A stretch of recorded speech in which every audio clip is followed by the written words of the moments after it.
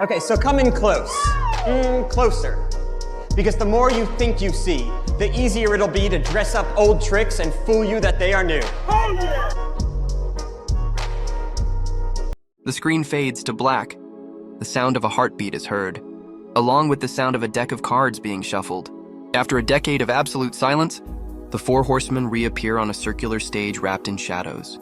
This is not a conventional theater.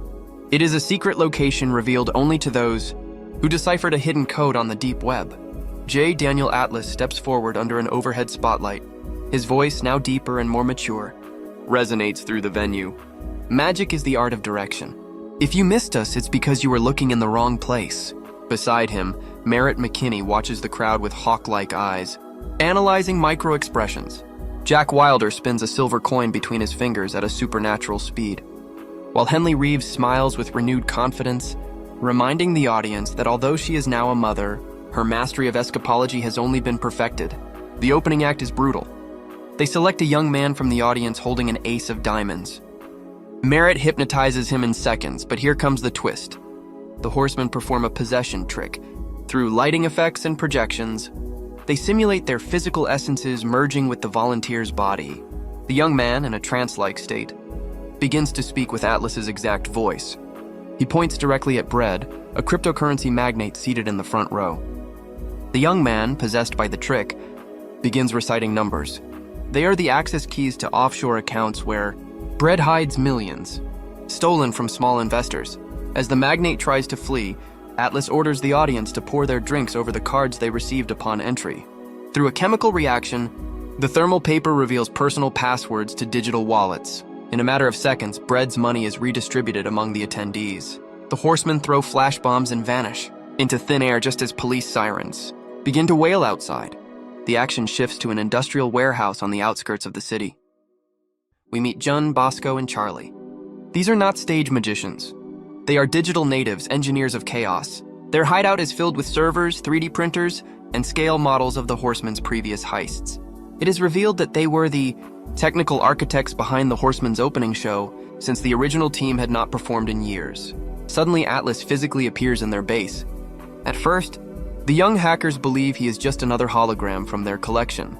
But when Atlas touches Bosco's shoulder and reveals intimate details of his childhood, that he is an orphan and that his name seems to have been generated by an AI, reality hits them. Atlas explains that the eye has chosen them. The situation is critical. Dylan Rhodes is trapped in a Russian maximum security prison after a failed attempt to expose an oligarch. The original horsemen are too burned by Interpol to move freely. They need new blood, cutting-edge technology, and a total lack of fear. The target is the Heart Diamond, a gem valued at $500 million, owned by the Vanderborg Corporation. This company, led by the icy Veronica Vanderborg, is the epicenter of a global money laundering network that funds dictatorships and extortion rings. Veronica Vanderborg hosts an exclusive gala at a headquarters, protected by thermal radars and elite guards. She is a woman who despises magic, considering it a weakness of the poor. During a board meeting, she forces a shareholder to put a diamond in his mouth to prove that greed can be deadly. The horsemen and the newcomers infiltrate the gala. The plan is a masterpiece of social engineering. They manipulate Mark, Veronica's trusted cameraman, through post-hypnotic suggestion. Bosco, wearing a state-of-the-art silicone mask, impersonates Mark during the private photo session of the diamond. With an imperceptible sleight of hand, Bosco swaps the real gem for a replica containing a tracker. On the main stage, Atlas interrupts the auction. Veronica mocks him, believing her diamond is safe in her vault. But Atlas triggers a visual explosion using neon gas. When the smoke clears, Atlas is holding the real gem in his hand. A choreographed fight breaks out between the horsemen and the guards. Jack Wilder uses his metal-edged cards to disarm the agents, while Henley uses hidden high-voltage cables to create levitation effects that confuse the attackers. They escape by simulating a helicopter extraction, but in reality they vanish through a system of trapdoors that leads them directly to a hidden ship at the docks. The team flees to France, to a castle dating back to 1933. This place was designed by the Eye to hide fugitives during the war, using deceptive architecture. Jun proves her worth by opening the main door, which does not use keys, but sound frequencies that she replicates with her equipment. Inside, they encounter Thaddeus Bradley. The horseman's former rival is now a guardian of secrets. Thaddeus teaches them that the castle itself is an illusion. Rooms that rotate on hydraulic axes, corridors that appear infinite through mirrors set at 45-degree angles, and floors that vanish. While the young recruits explore, Charlie discovers a hidden library containing Nazi records. They uncover that Veronica's father was not only a financial criminal, but that she herself murdered her housekeeper 15 years earlier to hide the fact that her father had an illegitimate son. The French police, acting under Veronica's direct orders, storm the castle. A surreal chase begins. The horsemen use the inverted room to make the police literally walk on the ceiling while they escape along the floor. However, Thaddeus Bradley is hit by a gunshot. In his final moments, he confesses that this journey was his final act and hands them a golden compass with the coordinates of Abu Dhabi. Merritt tries to save him, but is captured by the French authorities. Veronica travels to Abu Dhabi to present her new luxury automobile, a bulletproof vehicle that will be the new jewel of her empire. She has Merritt as a hostage. Atlas proposes an exchange, the diamond for the mentalist. The meeting takes place on a transparent podium surrounded by thousands of spectators. It is a trap. Veronica locks the horsemen inside a giant glass box that begins to fill with fine sand. The tension is unbearable. The sand covers their feet, their waists, their chests.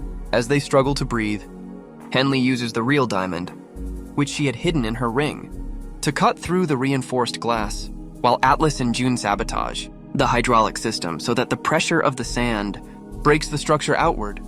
As the horsemen escape the stage, Veronica runs to her private vault to secure her fortune, but there she encounters Charlie. With a card trick that only her father knew how to perform, Charlie reveals the ultimate truth. He is her younger brother. He is the son of the housekeeper who survived the accident 15 years ago. Charlie did not want the diamond. He wanted justice for his mother. Suddenly, the walls of the vault disappear. They were not steel, they were giant LED screens. Veronica is in the middle of the stadium, in front of the entire world, confessing her crimes without knowing the microphones were live. Charlie announces that he will donate the entire Vanderborg inheritance to oppressed mining communities in South Africa. After Veronica's downfall, the team reunites at a secret location in the mountains. Jack and Lula kiss under the moonlight, symbolizing the definitive union of the teams.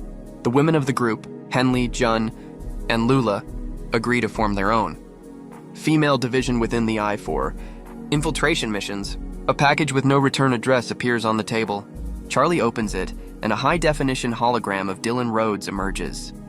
Dylan smiles and reveals that his capture in Russia was, in fact, a plan orchestrated by himself to force them to unite and to test whether the new generation was up to the challenge. He officially welcomes them to the Eye.